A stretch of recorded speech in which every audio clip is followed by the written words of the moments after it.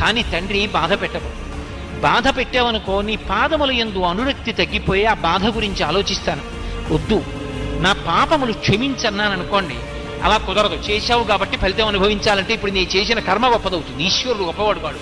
ఈశ్వరుడు ఏం చేస్తాడంటే భక్తితో జీవనం చేస్తున్న వాడి యొక్క కర్మ ఫలితాన్ని తగ్గిస్తాడు. అందుకే నమశివాభ్యాం అశుభాపహాభ్యాం అని ఆపదామపహర్తారం దాతారం సర్వసంపదాం ఈ శ్లోకాలు ఎందుకు వచ్చాయి?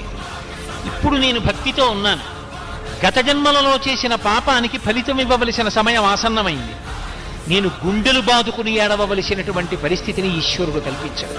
వీడిప్పుడు మారాడు, నన్ను నమ్మాడు, నీ చెప్పినట్టు బ్రతుకుతున్నాడు.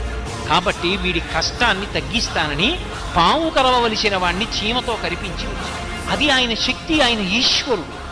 ఆయన అలా ఎందుకు చేశాడని అడగడానికి ఆయన అసలు ఎందుకు అలా చేశాడో మనకి తెలుస్తుందా?